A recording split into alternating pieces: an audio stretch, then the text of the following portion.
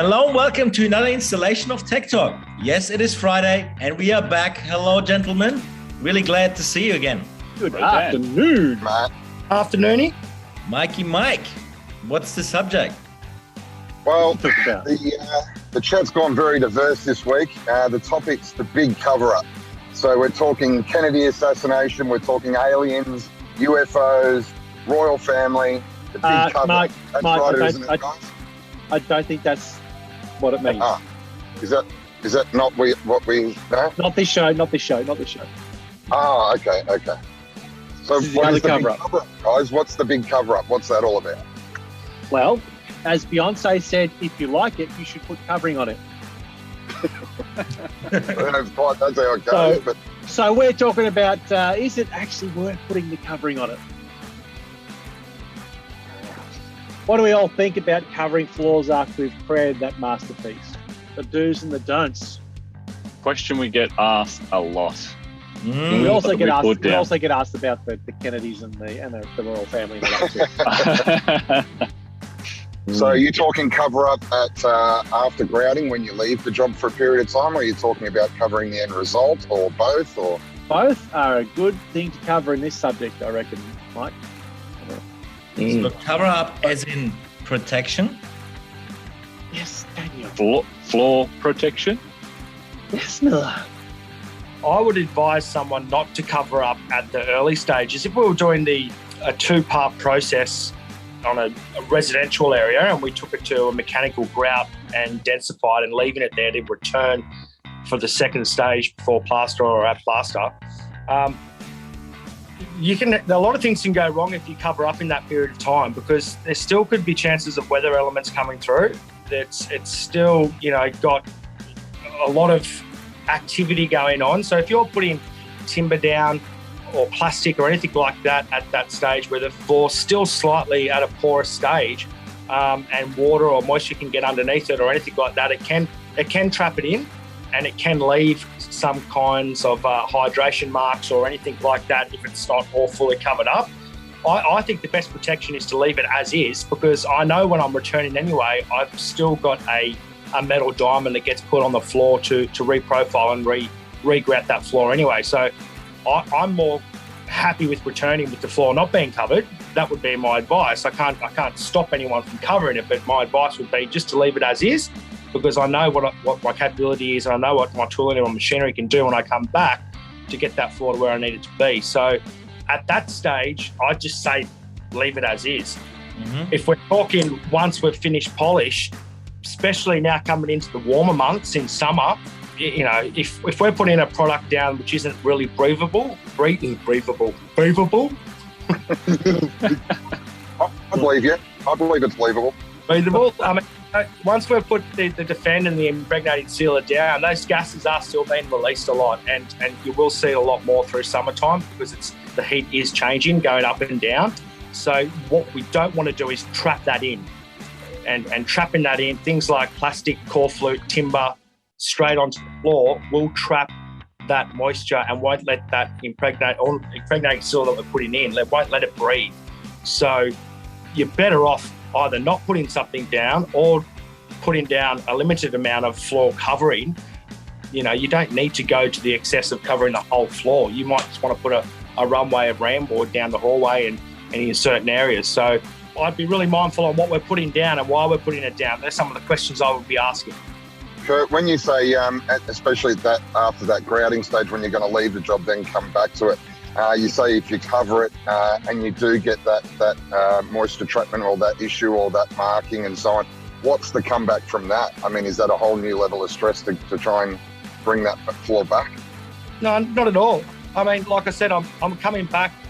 A metal's going to get put on the floor regardless. So if it was really badly damaged or there was some really bad staining from timber or hydration marks, I know that if I put a 50 metal on quite quickly and reprofiled that floor, I'd be able to get rid of that and get back to my grouting straight away. It's just knowing what you're coming back to do and what you're putting on the floor gives you just that peace of mind that it's going to be okay.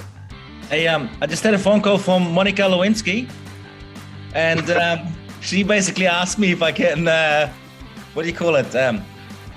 is potassium sufficient enough as a protection?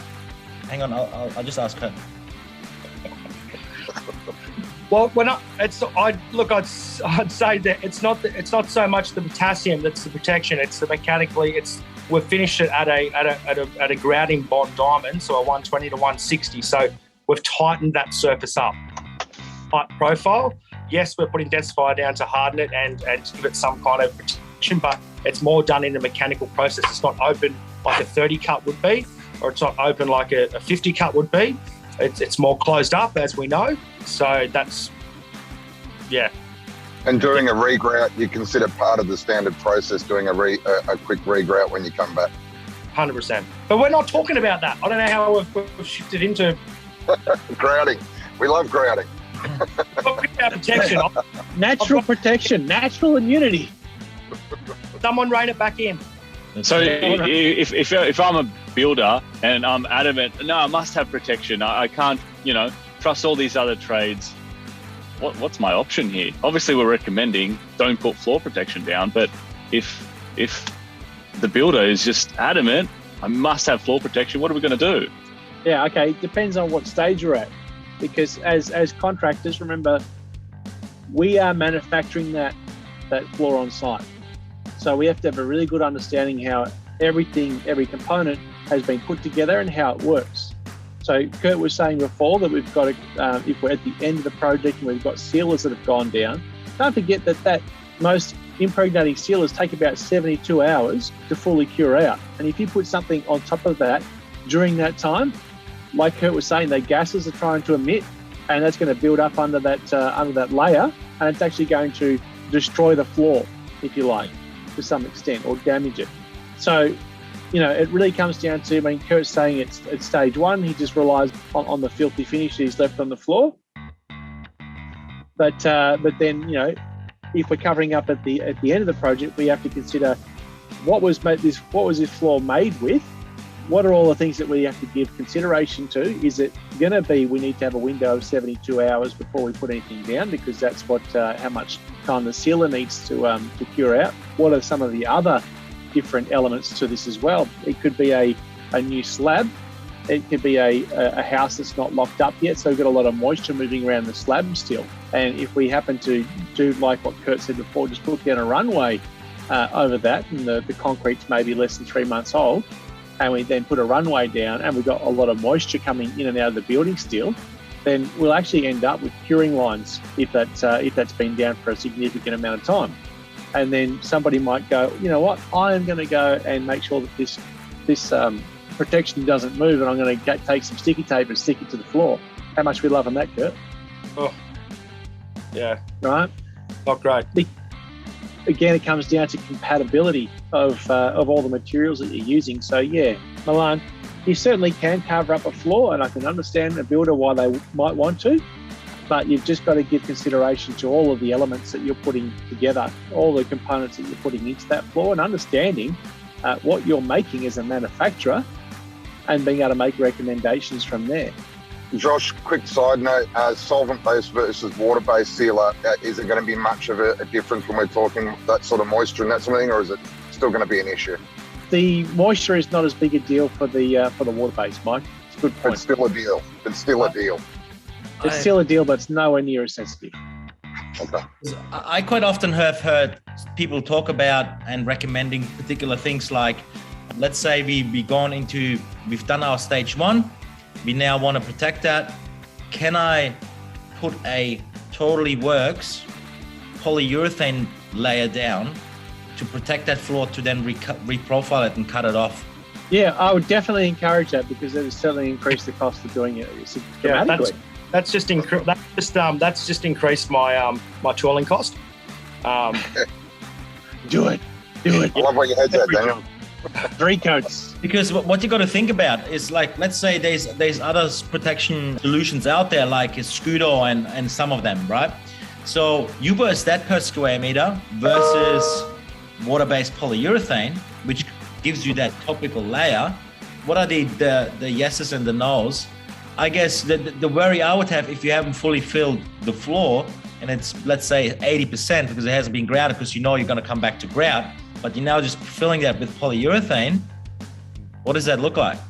Oh, man. That's Open that can of worms. It's like not even a conversation. Yeah.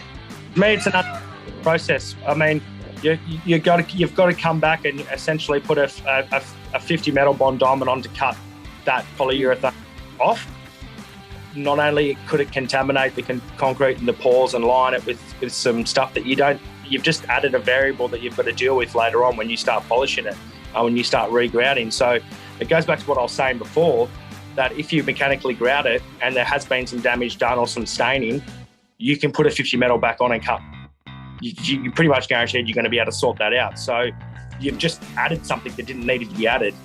If you did have a site that had like really like a lot of red clay around it and that sort of stuff, and you're really concerned about leaving it at that, stage one, if you did really want to cover it with something to protect it in that scenario, like a sealer, I would probably recommend just using an acrylic wax, if you like, similar to what's used for terrazzo, and that would give you a sacrificial layer over the top without much cost, and it'll come off when you come back to use to regrout the floor. But putting that polyurethane on is a much thicker layer and much more expensive and a lot more costly to remove. Yeah, I guess another nice thing to know that a little bit of real world. What did you do, Milan? What was your sort of standard practice when you were running? It was in line what Kurt and Josh have mentioned. A lot of the time was leave the protection off, so grout it, densify it, then walk away from the project. And also, as we mentioned before, adding floor protection adds another layer to the cost to that project. Then not only that, if you, communicate to the builder and say, please try and keep as much stuff off this floor, one, the job site's going to be a lot cleaner and less strip hazards as well. So it's going to be a smoother running job site overall. So that's another great selling point. Why not to put a floor protection down? And leaving it with densify on the surface, you will get protection. And also, as Kurt mentioned before, finishing out at 120 or a grouting tool, you're going to get that mechanical tightness in the slab. So when you do come back, it's a quick regrout and cleans everything off, whether it be plaster or a minor spill. Isn't it funny that you guys that are running and out there, isn't it funny that you think you guys would be preaching the opposite and saying, you've got to protect my floor? So, isn't it funny that it's actually the other way around? I think it's a little bit with what Milan was saying there. It's a massive communication thing as well. The client's made the investment to get a high-end product, all right? It's protecting them, it's protecting the builder, because they need to listen to the concrete polisher, like what we always say, we're bringing the manufacturing plant to the site. Now, if they had timber or marble or anything like that down on their floor, I can sure as hell they would be looking after that. Really, really, you know what I mean? So what's the difference? Just because it's concrete, it's a raw product, like it's still going to be a high-end product at the end, and you need to protect that investment the whole way through. Just treat it kindly. Have a briefing with some of your trades. Look, this floor is being polished, and I'd appreciate it if at the end of your shift or at the end of the day, you sweep up your debris, you know what I mean? And just keep, like what Mum was saying, keep the site clean. Like the floor is getting polished. Put a sign up, this floor is being polished. Charges will apply if any rectification work needs to happen. Like it's down to the communication, and it's protecting everyone throughout the whole process, and that's totally done at the start of the sale. Like you say, communication is very important, as I think there's a bit of misunderstanding that concrete, it's this indestructible thing that holds buildings up, but like anything out there, guys, there's limitations to everything, and we need to educate whether it be the builder or the end customer what the limitations are and how to get the best result for the finish that they want. Yeah. So basically what you all just said in one circle, in one lump sum, is basically keep it simple, stupid. All right, before we go, Econ stupid. I think it's pretty clear. Simple, stupid. Before we go then, I want to know, Kurt, Milan, Hey, Mike, you may have even seen it too. What is the worst spill that you've seen on a job site during the process? What has been the nastiest thing you've ever turned up and seen and just gone, you've got to be joking? When you say spill, probably the worst thing I've seen that's given a customer of mine the most grief was a surface polish, and it was nails left on the floor, rust marks from nails. And that's given them the most grief when it's a surface polish. And guess what? You're going to have random exposure now. No, I don't want random exposure now. Yeah. It's like, well, there's rust marks from nails and... You've got a nail spill. Look, I'd say my worst one would be a combination of like tuna cans and compressor air compressor oil.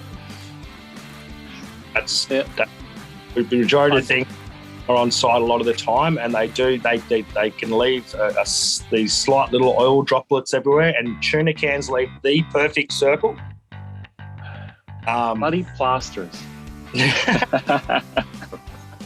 I think for me, the worst one I've seen is after it's been polished up to about 400, someone's decided to high pressure clip wash with bricky acid on the inside of a house.